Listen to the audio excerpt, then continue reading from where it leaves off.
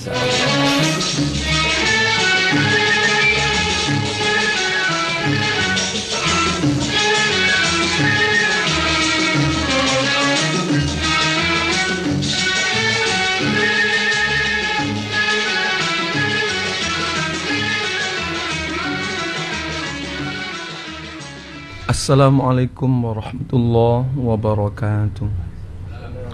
Bismillahirrahmanirrahim. Alhamdulillahi rabbil alamin.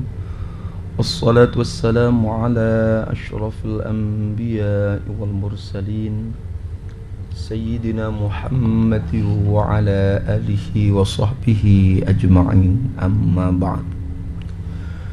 Pendengar setia Radio Republik Indonesia Stasiun Surabaya dimanapun Anda berada, dan seluruh peserta tadarus Al-Quran dari Jam'iyatul Qurra wal Hufadz Siaran dan Dakwah Kota Surabaya yang hadir di studio. Dalam surah Al-Ankabut ayat 49 Allah berfirman, sebenarnya Al-Quran itu adalah ayat-ayat yang nyata di dalam dada orang-orang yang diberi ilmu, dan tidak ada yang mengingkari ayat-ayat kami kecuali orang-orang yang zalim. Maha benar Allah dengan segala firman-Nya. Pendengar sekalian, saya Abil Malik akan menemani pendengar sekalian 60 menit ke depan di acara interaktif seputar ilmu tajwid. Anda bisa ikuti acara ini di Pro 1 99,2 atau Pro 4 585 AM di line telepon 031 5346 817. Akan saya berikan kesempatan untuk ikut bergabung di acara ini, namun sebelumnya saya akan buka acara ini akan dibuka oleh beliau Ki Haji Ahmadul Hilmi Ghazali. Beliau selaku narasumber di acara interaktif ini, dan beliau juga selaku Rais Surya di PCNO Kota Surabaya dan pimpinan di Jam'iyatul Qurra wal Hufadz. Saya akan bergeser ke beliau Ki Haji Ahmadul Hilmi Ghazali. Monggo Yai.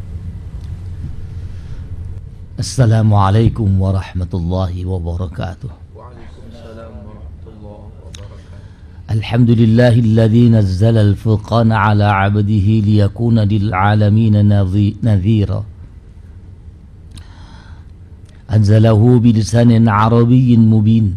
أنزله على 7 أحرف والصلاة والسلام على أفصح من نطق بالقرآن سيد السادات سيدنا وحبيبنا وشافعنا وقرة أعيننا ومولانا محمد المختار وآله الأطهار وأصحابه الأخيار. أما بعد, kaum muslimin, kaum muslimat, pendengar Radio Republik Indonesia Stasiun Surabaya di mana saja berada, para peserta tadarus yang berbahagia, marilah kita awali acara kita ini dengan bacaan suratul Fatihah. Ila hadratin Nabiyil Mustafa Sayyidina wa Habibina wa Syafi'ina wa Qurrati A'yunina wa Maulana Muhammadin sallallahu alaihi wasallam wa alihi wa azwajihi wa ahli baitihi wa dhurriyyatihi wa ashabihi wa tabi'in bi ihsanin ila yaumiddin wa ila hadratil anbiya'i wal mursalin wa syuhada'i was salihin wa ahli ta'atika ajma'in. ثم إلى حضرات المفسرين والمحدثين القراء والحافظين والحاملين وأهل سلسلة القرآن وآخذيهم لهم الفاتحة. أعوذ بالله من الشيطان الرجيم. بسم الله الرحمن الرحيم. الحمد لله رب العالمين الرحمن الرحيم مالك يوم الدين إياك نعبد وإياك نستعين اهدنا الصراط المستقيم صراط الذين أنعمت عليهم غير المغضوب عليهم ولا الضالين رب اغفر لي ولوالدي آمين. Para pendengar, para peserta tadarus yang berbahagia, kita telah sampai pada ayat yang ke-11 surat Al-Baqarah dalam rangka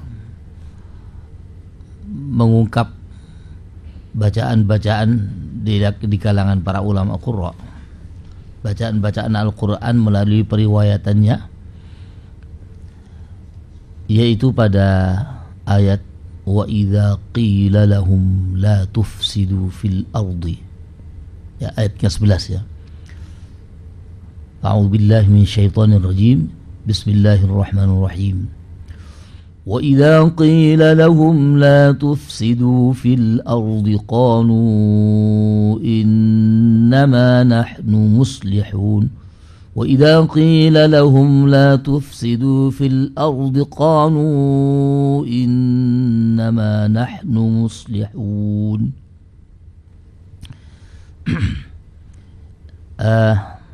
Itu ayat yang kita bahas pada malam hari ini. Kita awali dari kalimat qila.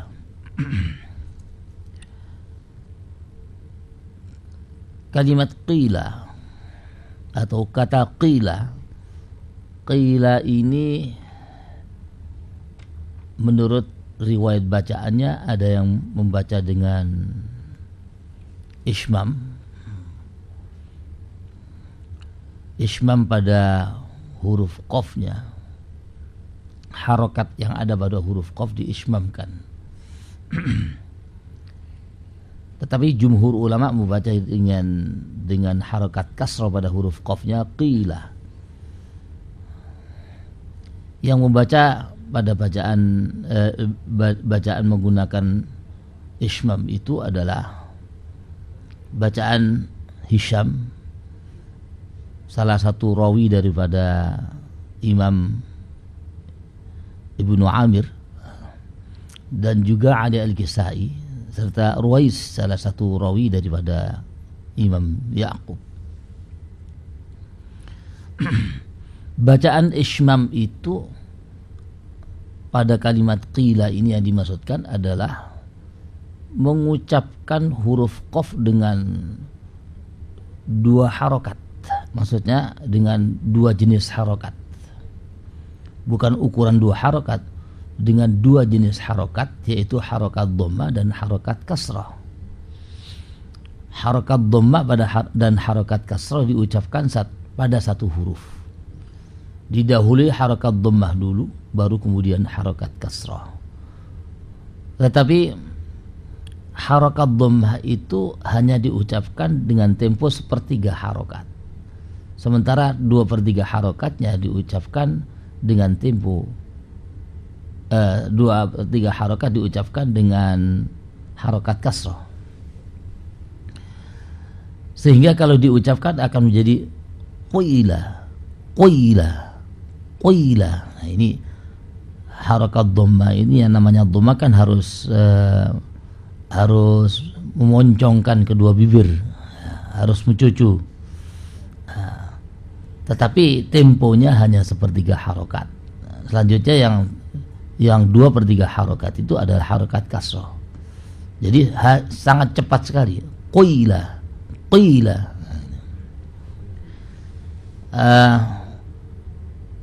Itu hanya 3 orang yang membaca, atau 4 rawi, yaitu Hisham, kemudian Ali Al-Kisai dengan kedua perawinya, dan Ruwais pada Imam Ya'qub. Sementara jumhur ulama membaca dengan qila lahum,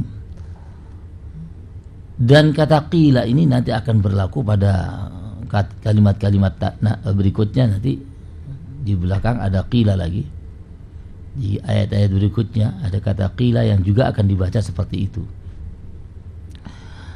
Kemudian kalau kita perhatikan lagi, setelah kata qila ada kata lahum. Di sini akan kita jumpai adanya pertemuan antara huruf lam dengan huruf lam. Qila ada lam, lahum ada huruf lam. Kebetulan kedua lamnya itu berharokat fathah. La yang pertama pada kata qila, la yang kedua pada kata lahum. Ini menurut bacaan Imam Abu Amr riwayat As-Susi, setiap ada huruf yang kembar, huruf yang mutamathilain, walaupun sama-sama berharokat, tetap harus dibaca dengan idgham. Ini yang disebut sebagai idgham kabir, karena huruf yang diidghamkan itu berharokat. Dikatakan kabir karena prosesnya lebih lama. Prosesnya adalah mensukunkan terlebih dahulu huruf lam yang pertama, huruf yang akan diidghamkan, baru kemudian diidghamkan. Itu disebut sebagai idgham kabir. Akibat daripada idgham kabir ini, artinya akibat daripada lamnya qila itu diidghamkan, maka terjadilah sukun di sini. Maka sukunnya lam ini mengakibatkan berubahnya hukum mat yang jatuh sebelumnya, yaitu qi, ada huruf mat di situ. Huruf matnya qila, mat ya ini berubah menjadi hukum mat arid lil idgham. Hukum mat arid lil idgham itu sama dengan hukum mat arid lis sukun, yaitu bisa dipanjangkan dengan ukuran 2 harokat atau 4 harokat atau 6 harokat. Misalnya kalau kita praktekkan wa idza qillahum, ini yang 6 harokat. Pakai 2 juga bisa, wa idza qillahum, atau pakai 4 harokat, wa idza qillahum, pakai 4 harokat. Itulah aturan pada bacaan Imam Abu Amr riwayat As-Susi untuk seluruh huruf-huruf yang diidgham kabirkan. Apabila ada huruf mat jatuh sebelumnya, maka matnya dibaca seperti itu. Sementara pada imam-imam yang lain selain As-Susi, maka huruf lam yang ada pada kata qila itu tidak bisa diidghamkan, tetap dibaca dengan izhar karena berharokat. Wa idza qila lahum, ada kata lahum. Kita ingat lagi mim jamak. Mim jamak itu bisa dibaca dengan silah. Silatu mimil jam'i, yaitu dipanjangkan dan diberi harakat dhammah, dipanjangkan. Ini yang membaca silah itu bacaan riwayat Qalun dengan boleh silah, boleh sukun. Kemudian bacaan Ibnu Katsir, bacaan Abu Ja'far itu yang selalu membaca dengan silatumi bil jam'i, baik Ibnu Katsir ataupun Abu Ja'far. Yang selain imam-imam itu semuanya membaca dengan sukun. Fil ardi, pada kata fil ardi kita jumpai di situ ada al-ta'rif. Ta'rif bertemu dengan huruf hamzah, maka hukum al-ta'rif bertemu dengan huruf hamzah ini menurut bacaan Imam Nafi' riwayat Warash itu dibaca dengan naqal. Kalau bacaan Imam Hamzah apabila berhenti pada kalimat al-ard itu, maka ada dua pilihan hukum, pilihan bacaan, yaitu bisa dibaca dengan naqal, bisa dibaca dengan saktah. Tetapi kalau diwasalkan, maka bacaan riwayat Khalaf Imam Hamzah membaca dengan saktah fil ardi, ya. Sementara rawi yang lainnya ya Khallat itu bisa membaca dengan saktah, bisa juga dibaca dengan tahqiq, ya. Ada pilihan. Imam-imam yang lain membaca dengan tahqiq huruf hamzah yang jatuh setelah al-ta'rif. Wa idza qila lahum la tufsidu fil ardi qalu. Ini ada huruf mat ketemu dengan hamzah. Maka hukum mat di sini disebut sebagai mat munfasil karena antara hamzah dengan matnya itu terpisah pada kalimatnya masing-masing. Yang sering kita sebut sebagai mat jaiz munfasil.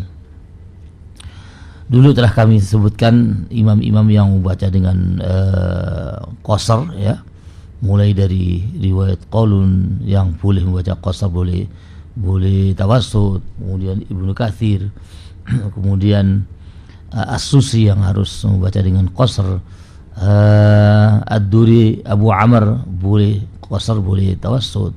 Kemudian ada bacaan yang Abu Ja'far dan Ya'qub membaca dengan qasar. Yang lainnya misalnya riwayat Qalun itu riwayat Qalun tadi ada bisa qasar, bisa tawassut, ya. Termasuk Duri Abu Amr yang bisa tawassut, bisa qasar. Ada bacaan Ali Al-Kisai, Ibnu Amir, ya, yang khalaf itu yang membaca dengan ukuran 4 harokat misalnya. Kemudian ada bacaan Asim yang bisa 4, bisa 5. Katakan kita ambil yang 4 harokat saja misalnya. Atau yang bacaan Imam Nafi' riwayat Warsh dan Imam Hamzah yang membaca dengan ukuran 6 harokat. Itu madhab mat'u munfasil di kalangan para ulama qurra. Kemudian itulah bacaan-bacaan yang ada di kalangan para ulama qurra menyangkut masalah perbedaan bacaan. Barangkali yang menonjol di sini adalah perbedaan ukuran panjang mat'u munfasil, dan ada kata qila lahum, serta ada idgham kabir tadi. Untuk lebih jelasnya barangkali kita bisa mencontohkan beberapa model bacaan. Kita mulai dari bacaan riwayat Hisham dulu mungkin, ya, yang ada Ishmam, ya, dibaca dengan qila lahum. Iya, Ustaz Nahrawi, ya.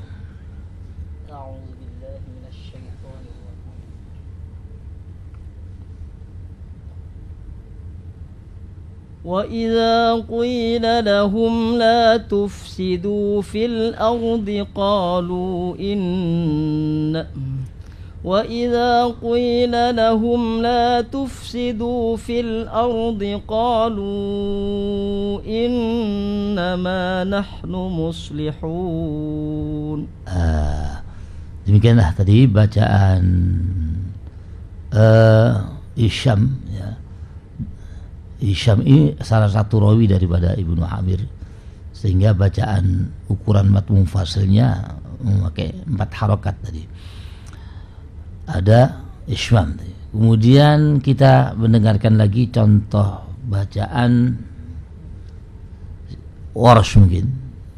Siapa yang baca ini? Ustaz Abil Malik. A'udzubillahi minasyaitonir rajim. وَإِذَا قِيلَ لَهُمْ لَا تُفْسِدُوا فِي الْأَرْضِ قَالُوا إِنَّمَا نَحْنُ مُصْلِحُونَ. Ya, itu bacaan riwayat Warsh yang barangkali yang menonjol di sini adalah nakal pada mungkin Ustaz Satun membaca bacaan riwayat As-Susi.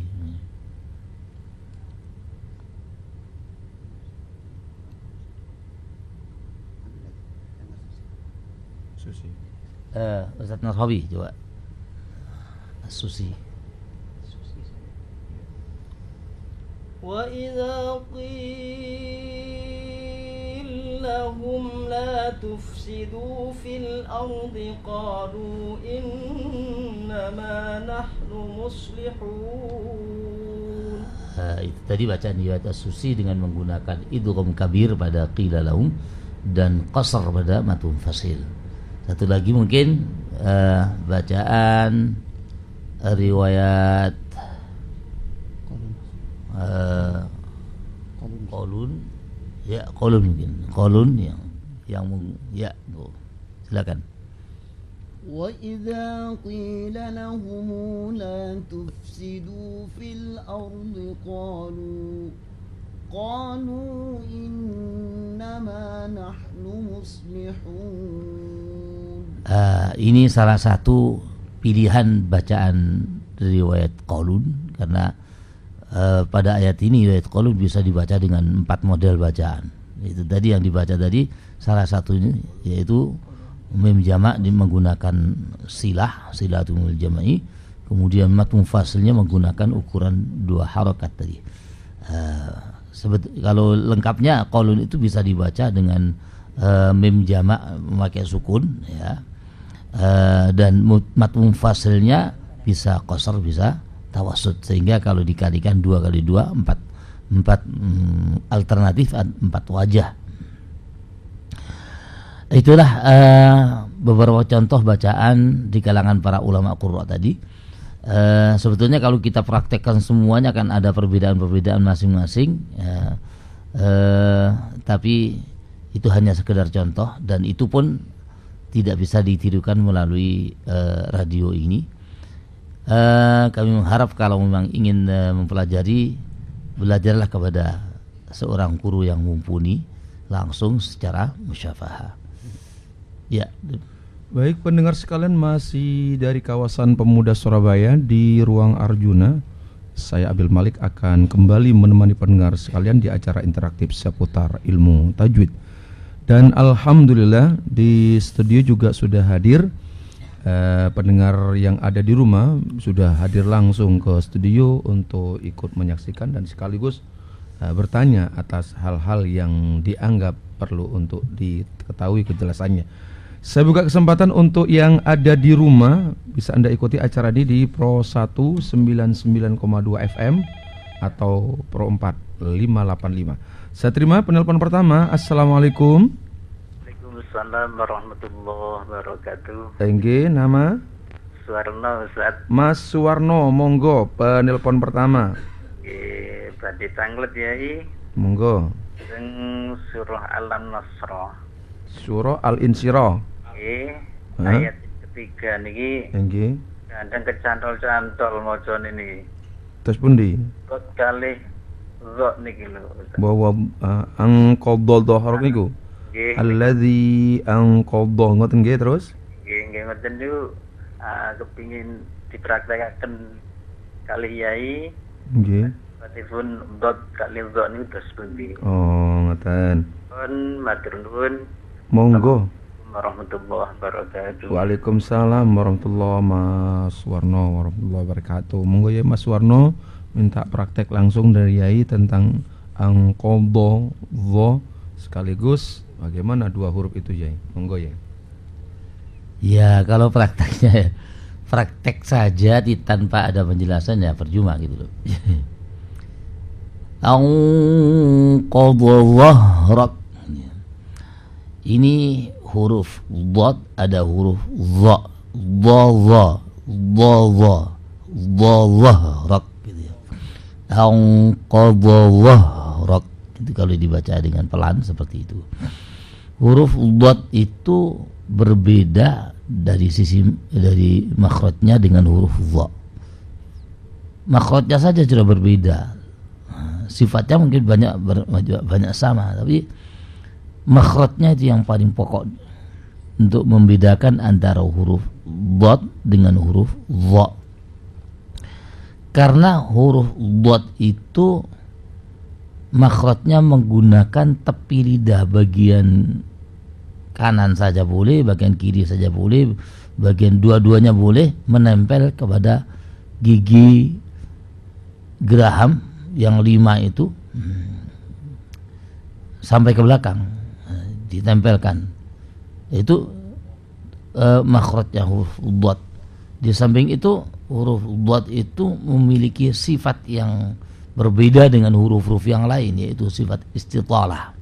Ini yang paling bisa membedakan dengan huruf dhad dengan dha ya. Dua itu yaitu makhraj dan sifat istitalah. Karena yang lainnya sama.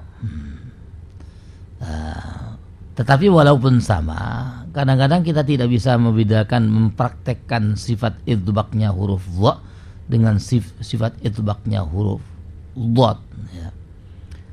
Sifat idbaknya huruf dha itu praktis menempelkan seluruh ujung lidah bagian permukaan, ya, itu ditempelkan ke langit-langit ujungnya pada makhrajnya, sehingga praktis semua ujung lidah, bukan ujung lidah bagian kanan kiri saja, tapi termasuk tengahnya akan menempel semuanya. Nah, ini karena makhraj huruf dha itu terletak di ujung lidah, maka itbaknya seperti itu. Sementara huruf dhad itu itbaknya itu ya menempelkan tarafai lisan. Nah, jadi tarafai lisan itu ujung lidah itu dibagi menjadi ujung lidah dibagi menjadi 3. Ya, ujung lidah bagian kanan, ujung lidah bagian kiri, ujung lidah bagian tengah. Nah, yang ujung lidah bagian kanan dan kiri inilah porsinya itbak. Itu yang dilekatkan kepada langit-langit. Nah, tengahnya tidak nempel. Nah, ini yang susah untuk dipraktekkan. Mengucapkan huruf dhad itu tengahnya tidak nempel kemana-mana. Memang makhrajnya bukan di situ. Kalau huruf dha kan makhrajnya di situ. Kalau dhad tidak. Nah, ini perbedaan pokoknya. Tentunya kalau ingin membahas masalah huruf-huruf ini, ya ada rincian secara menyeluruh, ya, supaya jelas makhrajnya di mana, sifat-sifatnya apa saja. Ya, kalau kami harus menyebutkan sifat-sifatnya, ya, satu pertemuan ini nggak cukup untuk menjelaskan sifat-sifat dan makhraj yang ada pada huruf dhad, apalagi ditambah huruf dha, gitu ya. Singkatnya saja, huruf dhad itu mempunyai sifat, ya. Yang pertama adalah al-jahru, kemudian ada sifat ar-rakhawah, kemudian ada sifat al-isti'la, al-itbaq, kemudian ada al-ismat, ada istitalah. Sementara huruf dha itu mempunyai sifat al-jahru, kemudian ar-rakhawah, kemudian isti'la, itbaq, ismat. Tidak ada istitalahnya. Makhrajnya yaitu tadi, makhrajnya berbeda antara huruf dhad dengan huruf dha. Saya kira itu. Iya. Baik Mas Suwarno, saya sampaikan terima kasih untuk kesempurnaan dari apa yang diinginkan. Bisa langsung bermusafahah ke guru yang memang bisa tentang hal tersebut. Saya akan kembali menerima telepon di belakang Mas Suwarno. Assalamualaikum. Waalaikumsalam. Bapak sinten, Pak? Cak Amin di Jombang. Cak Amin, monggo Pak Amin. Iya. Mau bertanya tentang iltiqo ussain. Oh, nggih. Yang ada kalimat min yang berhadapan dengan al-ta'rif, contohnya minal lahwi wa minat bijarah, dan pada Ya. Pak Amin, Pak Amin. Nah, ini kok gak Contohnya belum jelas. seperti inil kasihuna illa fi burud. Mohon penjelasannya babnya atau menurut riwayatannya memang harus begitu. Mohon penjelasan dari Bayi. Pak Amin. Pak Amin. Atas penjelasannya kami terima kasih. Assalamualaikum warahmatullahi wabarakatuh. Oke, waalaikumsalam warahmatullahi wabarakatuh. Pak Amin, saya sampaikan terima kasih sudah ikut bergabung. Dan andai saja mungkin karena ada terhalang sehingga sinyal Pak Amin tidak sempat terbaca dengan sempurna, hanya saja bayangan. Pak Amin menanyakan tentang iltiqaus sakinain. Yai, itu bagaimana? Kalau tadi yang saya dengar itu kalau ada mim sukun ketemu lam ta'rif. Tetapi karena tidak jelasnya apa yang ditanyakan, yang saya tangkap hanya ada iltiqaus sakinain tadi. Artinya gimana prosesnya ke belakangnya karena sinyal yang tidak bisa terdeteksi dengan sempurna sehingga apa yang disampaikan tidak bisa jelas kami menerimanya, ya. Yang saya dengar hanya iltiqa sakin tadi prosesnya mungkin.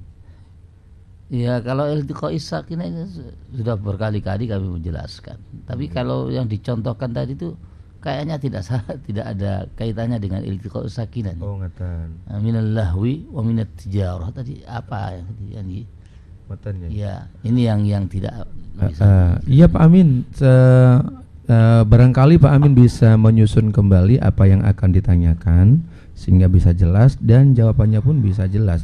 Maaf Pak Amin karena memang tadi sempat tidak bisa terdengar dengan sempurna, terputus-putus apa yang Pak Amin sampaikan. Jadi mohon maaf Pak Amin bisa mencoba kembali dengan bertanya kembali apa yang diinginkan. Baik, saya buka kembali di belakang Pak Amin di line telepon 0315346817. Saya buka kembali 0315346817. Saya kangen dengan teman-teman yang ada di Bangkalan di sana ya. Cak Ruslan juga yang ada di Gresik dan juga yang ada di Nganjuk ya. Saya sempat kangen sekali dan juga ada pasukan kuning Cak Narwi kali ya. Saya buka kesempatan. Dan alhamdulillah di studio ada Bapak Sultan hadir dari Duku Kupang Barat. Ada yang ditanyakan Pak Sultan? Monggo Pak Sultan, saya berikan kesempatan sambil saya menunggu di yang dari rumah. Oh, bentar dulu Pak Sultan. Cuma karena tidak terdengar Mas ya. Saya terima di belakang Pak Amin. Assalamualaikum. Waalaikumsalam. Nama? Ibu Iva dari Benowo. Ibu If ini bentar dulu. Ini di sananya apa di sana nih? Enggak terdengar. Oh, yang di sana. Bu Iva, coba Bu Iva lagi. Kalem-kalem aja Bu Iva, jelas. Ya monggo. Iya. Yang saya tanyakan di sini Al-Qur'an diturunkan Allah kepada malaikat Jibril. Okay. Itu apa sudah ada harokat atau tanda titik atau sudah bertajwid? Gitu. Ya, mohon penjelasannya. Iya Bu Iva. Terima kasih kembali. Waalaikumsalam warahmatullahi wabarakatuh. Yai, Bu Iva di Munawa menanyakan apakah Al-Qur'an itu ketika diturunkan sudah berharokat, termasuk apakah sudah bertajwid Yai, termasuk titik-titiknya di dalam. Monggo Yai. Perlu diketahui bahwa Al-Quran diturunkan oleh Allah Subhanahu wa Ta'ala kepada baginda Rasul Muhammad sallallahu alaihi wasallam melalui malaikat Jibril itu tanpa tulisan. Jadi hanya didengarkan oleh baginda Rasul. Kemudian tulisan Al-Quran itu ditulis oleh para sahabat atas perintah baginda Rasul. Cuma memang jumhur ulama salaf itu menyatakan bahwa tulisan yang dilakukan oleh para sahabat itu berdasarkan ilham dari Allah Subhanahu wa Ta'ala. Dan ini barangkali yang perlu kami jelaskan, bahwa tulisan yang dibubuhkan oleh para penulis wahyu itu memang tidak ada titik dan tidak ada harokat gitu ya. Hanya tulisan, tidak ada titik dan tidak ada harokat. Itu saja tulisannya. Nah, tentu saja bagi orang awam sama sekali tidak bisa dibunyikan ya. Nah, jangankan tidak ada titiknya, tidak ada harokatnya saja sudah bingung kita baca. Seperti baca kitab kuning gitu ya. Nah, itu tidak ada harokatnya, bingung mau baca. Nah, ini tulisannya tidak ada harokat dan tidak ada titik, sehingga untuk membedakan antara zai dengan ro tidak ada, yang membedakan antara shin dengan sin tidak ada, yang membedakan antara zal dengan dal, antara ta dengan ba dengan nun dengan tha, ini tidak ada. Sehingga itulah bentuk tulisan yang ada di awal-awal pada zaman Rasulullah seperti itu. Demikian pula ketika Al-Quran ditulis kembali pada zaman Sayyidina Utsman bin Affan, tim penulis Al-Quran pada waktu itu dipimpin oleh Zaid bin Thabit itu juga tidak ada titik dan tidak ada harokat. Lah kok bisa dibaca? Bacaannya itu berdasarkan riwayat, bukan berdasarkan tulisan. Sehingga tulisan itu hanya sekedar mengingatkan beberapa tempat saja. Yang penting hafalannya yang harus ditonjolkan. Kalau tulisan itu nggak usah dibaca, nggak apa-apa. Ya. Tulisan itu misalnya ada huruf sin, itu sin apa shin, ya tergantung riwayatnya. Ini nun apa ta apa ya apa sa, itu tergantung pada riwayatnya. Kalau riwayatnya bunyinya ta, ya harus dibaca ta, walaupun tidak ada titiknya. Gitu. Begitu pula harokatnya demikian. Lah kemudian pada periode berikutnya baru ada pembubuhan titik dan harokat itu agar supaya bisa dibaca oleh orang awam. Tapi yang perlu kami tekankan di sini bahwa mereka betul-betul hafal terhadap Al-Qur'an itu. Bukan hanya sekedar jangan disamakan dengan hafalan-hafalan yang kita lakukan ya. Karena hafalan para sahabat itu sangat terjaga. Ya. Baik, terima kasih untuk Ibu Iva di Benowo. Akan saya berikan kesempatan kembali untuk yang ada di rumah di belakang Bu Iva ikut bergabung di acara interaktif seputar ilmu tajwid. Ini acara langka dan hanya aja di RRI Surabaya. Saya terima kembali di belakang Bu Iva. Assalamualaikum. Waalaikumsalam. Gak keras suaranya Mas. Nama? Iya. Nama? Cak Amin tadi menyambung. Alhamdulillah. Ngapunten kathah Pak Amin nggih. Tadi baru sempat terbaca Pak Amin. Monggo Pak Amin, derek dawuh. Pada kalimat min itu kan ada sukunnya ya. Min. Iya. Minal min. Ya, nun sukun. Bertemu al ta'rif kan juga sukun. Ya. Kok minal lahwi. Ngoten. Gitu. Oh iya. Ada hum juga begitu. Hum kan juga sukun. Ya. Terus bertemu dengan al atau humul mufsiduna. Oh, nggih. Humul mufsiduna kok boten humil ngoten nggih. Nggih. Mesti niku sirat ulahum aja nggih ngoten nggih. Lah, nggih ngoten. Ngoten. Ngoten mawon Pak Amin. Nggih. Nggih, matur suwun Pak Amin, matur suwun Kang Kathah, monggo Yai.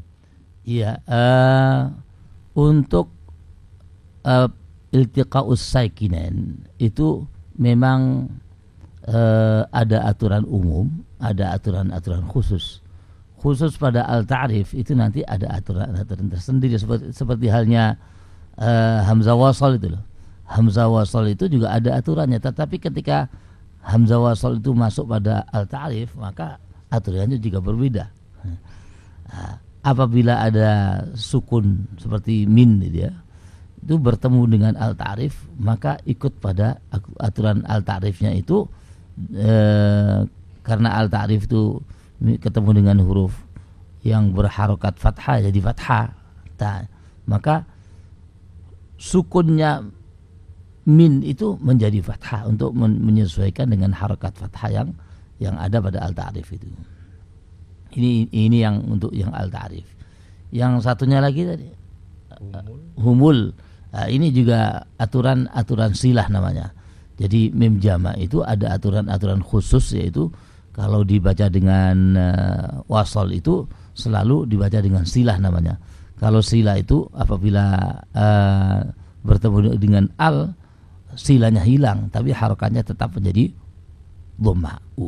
Dan memang aturan mim jama harokatnya juga ada aturan tersendiri. Bahkan di kalangan para ulama ada yang berbeda-beda ya. Bisa alaihimi, bisa alaihimu, bisa.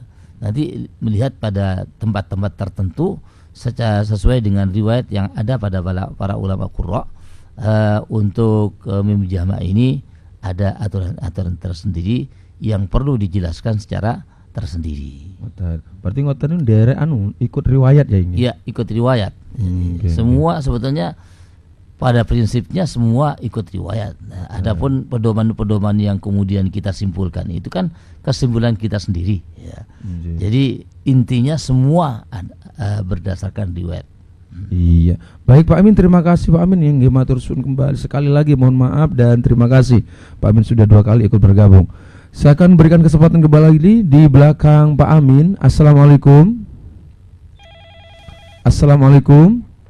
Waalaikumsalam warahmatullahi wabarakatuh. Nama? Yasin dari Jombang. Pak Yasin, kabarnya gimana Pak Yasin? Alhamdulillah baik. Alhamdulillah ikut bergabung. Monggo Pak Amin, Pak Yasin. Iya, mau nanyakan tentang Fawatihus Suwari, huruf shod. Cara bacanya itu bagaimana? Apa shod atau shod? Gimana Dan cara yang betul? Fawatihus Suwari itu ada artinya atau bagaimana? Iya. Misalnya barangkali ada arti yang tersembunyi, kan beda dengan misalnya bahasa Arabnya jelas, artinya jelas.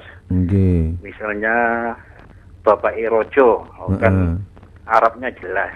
Ya, kalau Fawatihus Suwari itu bagaimana? Ada artinya ada artinya gitu nggih? Assalamualaikum warahmatullahi wabarakatuh. Waalaikumsalam warahmatullahi wabarakatuh. Yai, di surah Al-Kahfi itu sod. Apa gimana cara membaca? Apa ada sodnya? Apa cuma so aja? Terus Fawatihus Suwari itu apakah ada arti yang khusus ya? Punya arti yang tersembunyi? Dan ya, monggo ya. Memang untuk membaca huruf-huruf Fawatihus Suwar, cara membaca Fawatihus Suwar itu juga ada aturan tersendiri ya. Seperti pada umumnya nama huruf itu yang dipakai membunyikannya. Tetapi untuk huruf-huruf yang namanya itu ada suara hamzanya dibuang. Seperti huruf to itu ada suara hamzanya, ketika dibunyikan nanti menjadi to bukan to gitu ya. Sementara yang lain-lainnya itu sesuai dengan namanya. Huruf shad itu namanya apa? Shod. Namanya seperti itu, maka bunyinya juga shod gitu nanti di dalam cara mengucapkannya. Intinya ya itu saja. Semua nama-nama huruf hijaiyah itu akan dibunyikan seperti namanya, khusus untuk yang akhiran hamzahnya dibuang.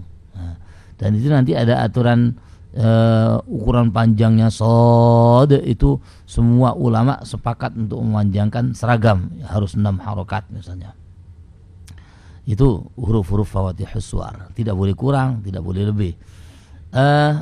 Kemudian yang kedua, apa arti daripada huruf-huruf Fawatihus Suwar? Ini memang salah satu kalimat-kalimat Al-Quran yang tidak bisa diartikan secara pasti gitu ya. Karena para ulama tidak bisa mengartikan secara pasti, ada yang menafsirkan, ada yang mentakwilkan gitu ya. Sehingga takwil itu tidak bisa kita anggap sebagai arti yang sebenarnya. Ditakwil oleh para mufassir, ditakwil oleh para tokoh-tokoh, para ulama. Takwilan ini tidak bisa kita anggap sebagai makna yang sebenarnya. Yang paling selamat itu apa yang dikatakan oleh Syekh Jalaluddin ya, di dalam kitab Al-Jalalainnya. Beliau setiap kali mengartikan Fawatihus Suwar itu pasti menyebutkan wallahu a'lam bimuradihi. Allah saja yang akan lebih mengetahui pengertian daripada Fawatihus Suwar itu. Walaupun demikian, belakangan ada beberapa hikmah yang bisa kita ambil dari Fawatihus Suwar itu. Ternyata huruf-huruf yang mengawali surat itu mempunyai hikmah besar. Sudah 2 kali ini ya, yang tahun 7 bulan itu terungkap adanya huruf-huruf hijaiyah yang mengawali surat itu ternyata berkaitan dengan angka 19 ya. Angka 19 itu adalah jumlah huruf Bismillahirrahmanirrahim. Ternyata nanti angka 19 Bismillahirrahmanirrahim itu merupakan angka interlocking yang bisa membagi ke sana kemari dengan 19 itu. Di samping itu kaitannya dengan huruf-huruf yang di awal surat itu ternyata kalau diselidiki, kalau diteliti, huruf surat yang diawali Fawathihus Suwar itu akan menunjukkan bahwa huruf yang ada di situ itu, huruf yang mengawali itu, kalau dijumlah seluruh surat itu, huruf yang mengawali itu, misalnya nun ya, maka surat yang diawali huruf nun ini, nanti huruf nunnya dijumlah berapa jumlahnya, ada berapa, dibagi nun akan habis. Demikian pula Yasin misalnya, huruf ya-nya dan huruf sin-nya yang kalau dijumlah di dalam surat Yasin itu nanti akan dibagi 19 habis, dibagi 19 maksud saya. Dibagi 19 habis. Kalau Alif Lam Mim juga demikian. Semua surat-surat digabung, surat-surat yang diawali Alif Lam Mim itu bukan surat Al-Baqarah saja, ada surat Alif Lam, surat Al-Baqarah, surat Ali Imran dan surat-surat yang lain. Itu nanti dijumlah juga, alifnya berapa, lamnya berapa, mimnya berapa, dibagi 19 habis. Nah, ini kan hikmah juga untuk menunjukkan satu bukti bahwa alif lam itu punya misteri yang tidak bisa diartikan secara pasti. Belakangan ada jumlah angka 7 ya. Kalau tadi kan kaitannya dengan angka 19. Belakangan ini ada huruf-huruf hijaiyah, apakah Yasin, Alif Lam Mim dan huruf-huruf hijaiyah yang lain, itu nanti kaitannya dengan angka 7.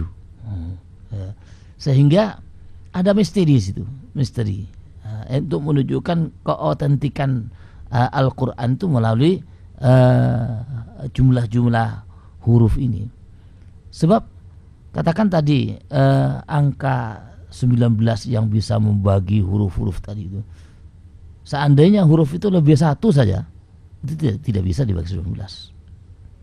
Dan tidak ada satu karangan ilmiahnya ya, tidak ada yang bisa menjumlah huruf-hurufnya, kaitan antara huruf satu dengan huruf yang lain kalau tidak Al-Quran. Demikian pula yang tadi saya katakan Alif Lam Mim yang kaitannya dengan angka 7. Nah, di dalam Al-Quran kan sering disebutkan sab'a, banyak angka-angka 7. Ternyata angka 7 ini juga berkaitan dengan Fawathihus Suwar. Nah, ini kan merupakan satu mukjizat yang bisa keluar dari Al-Quran ini. Ini baru saja. Tidak mungkin kami akan bisa menjelaskan secara gamblang melalui radio seperti ini karena penyebutan angka-angka itu perlu dilihat di dalam tulisan supaya bisa jelas. Yang jelas antara angka 7 dengan huruf-huruf Fawathihus Suwar ada hubungannya. Ya. Iya. Baik, saya sampaikan terima kasih Pak Yasin yang di Jombang ya. Saya akan memberikan kesempatan Pak Sultan sambil saya nunggu yang dari rumah ya. Monggo Pak Sultan. Udah datang langsung ke studio, saya sampaikan terima kasih Pak Sultan. Ya alhamdulillah ini studio luar biasa sekali, ruang Arjuna Pak Sultan. Monggo Pak Sultan. Assalamualaikum Ustaz. Waalaikumsalam warahmatullahi wabarakatuh. Pak Sultan monggo. Tadi itu disampaikan masalah bacaan ismam Ustaz ya. Ismam, okay. Ismam. Itu tolong ada contoh bacaan ismam di ayat yang lain seperti di surat Yusuf ayat 11 kan ada Ustaz. Okay. Jadi itu ada. tolong bagaimana dibaca dengan ismam atau dengan rom. Adakah di tempat lain maksudnya? Iya, gitu. Monggo ya. Terus mungkin kalau yang kedua boleh Ustaz. Okay. Banyak di imam-imam yang di kampung Ustaz membaca surat Al-Asr ya. Kan ada di akhir dengan ila itu. Nah, itu diulangi lagi. Terus sama Ustaz An-Nasr itu juga. Seperti idaja. Terus balik lagi diulangi lagi.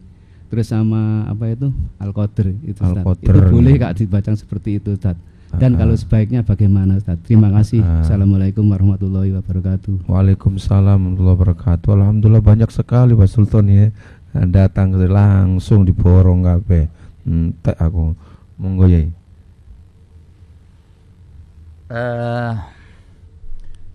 Istilah ismam itu macam-macam. Ada ismam huruf, ada ismam harokat,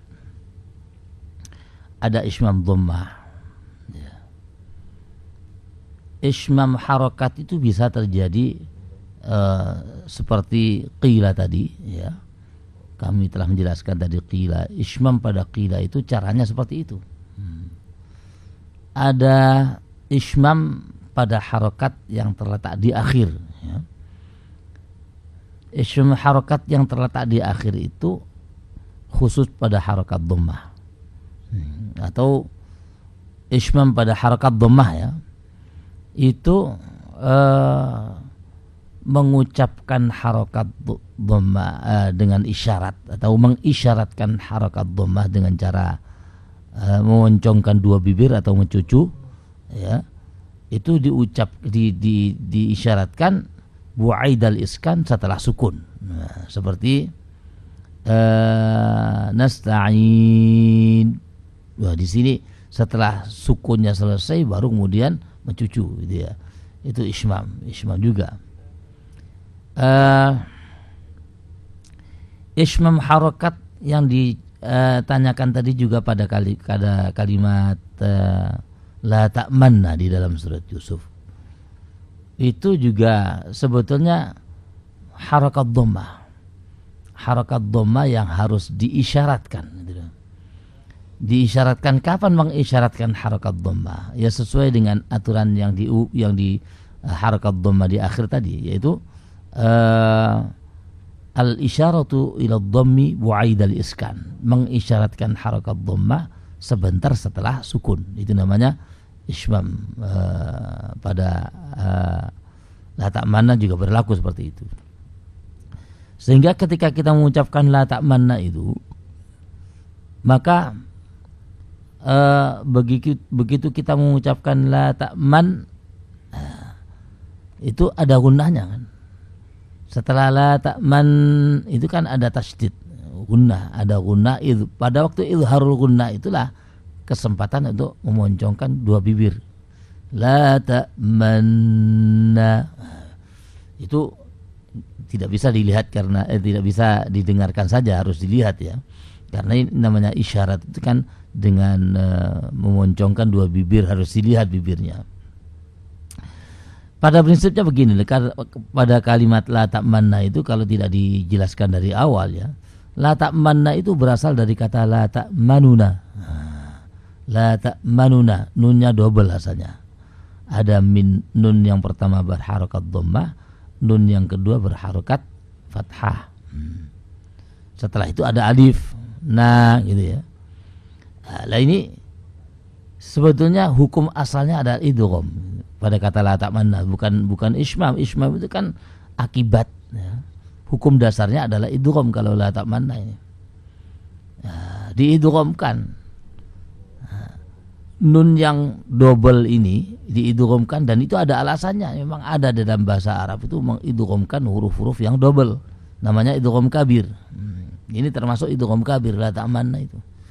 Idgham kabir, nun yang berharokat dhammah itu harus diidghamkan pada huruf nun yang kedua. Ketika nun yang pertama harus diidghamkan, maka disukunkan.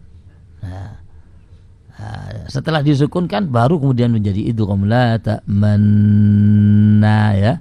Jadi idgham. Ya. Tetapi ketika melihat pada kalimat la ta'manna itu ternyata didahului oleh la. La itu dalam bahasa Arab kan ada la nahi, ada la nafi. Kalau la nafi itu fi'il mudhari'nya tidak menjadi sukun, tidak menjadi jazm. Tapi kalau la nahi menjadi jazm. Sementara asal daripada la ta'manna ini kan la nafi, bukan la nahi. La ta'manu. Ketika nun dhammahnya itu disukunkan karena idgham, maka jadi mirip menjadi lanahi. La ta'mandu, lanahi ini. Padahal lanahi dengan lanafi itu berbeda maknanya. Agar supaya tetap dikatakan sebagai lanafi, maka perlu harakat dhammah yang menjadi sukun tadi ditampakkan kembali. Itu namanya izharul harakat, menampakkan harakat yang asalnya. Ketika harakat asalnya tampak, maka kita akan tahu bahwa lanya itu adalah lanafi, bukan lanahi. Buktinya apa? Berharakat dhammah. Kalau berharakat dhammah berarti lanafi, bukan lanahi. Ini asalnya begitu. Jadi kebutuhan penampakan harokat atau ismam ini dalam rangka menjaga jangan sampai lanya itu menjadi lanahi, gitu. Nah, cara mengucapkannya yaitu cara mengucapkannya ismam pada la ta'manna ini mengisyaratkan harokat dhammah setelah sukun. Lah, sukun yang mana? Sukun nun yang dhammah tadi kan disukunkan dulu. Setelah sukun baru isyarat dhammah kan itu. Jadi ada temponya, ada tahapannya. Begitu mengucapkan la ta'man sukun, setelah sukun ada izharul gunnah. La ta'man. Gunnahnya ini dalam waktu gunnahnya ini bisa ditampakkan atau diisyaratkan harokat dhammah. La ta'manna. Ini kalau yang hukum ismam pada la ta'manna. Tadi saya katakan ismam itu bermacam-macam. Ada ismam yang huruf, ada ismam harokat, ada ismam pada qila, ya. Bahkan ismam pada la ta'manna ini dalam rangka penampakan harokat. Cuma perlu saya ingatkan la ta'manna ini supaya karena sudah menjadi salah kaprah di kalangan guru-guru TPQ, TPA. Ini seolah-olah la ta'manna itu hanya bisa dibaca dengan ismam saja, padahal la ta'manna itu bisa dibaca dengan ismam, bisa dibaca dengan raum, ya. Ini yang harus dijelaskan kepada para anak didik supaya anak didik tahu bahwa ini bisa dibaca dengan raum, jangan ismam tok. Ya, kalau ismam tok nanti selamanya anak itu akan sudah doktrin seperti itu. Selamanya tidak akan mau membaca pakai raum. Nanti guru saya dulu seperti ini kan gitu. Ini ya, cuma karena keterbatasan waktu ya. Iya. Baik Pak Sultan, mohon maaf Pak Sultan nggih. Insyaallah besok akan lebih konkret lagi Pak Sultan. Akan diberikan kesempatan lebih. Terima kasih sudah datang ke studio Pak Sultan. Baik, pendengar sekalian yang berbahagia, tampaknya karena waktu memang yang membatasi kita sehingga kita tidak bisa lagi untuk melanjutkan.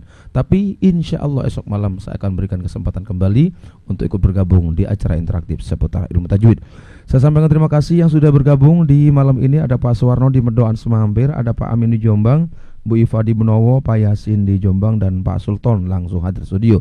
Sabil Malik mengucapkan terima kasih. Mohon maaf. Assalamualaikum warahmatullahi wabarakatuh.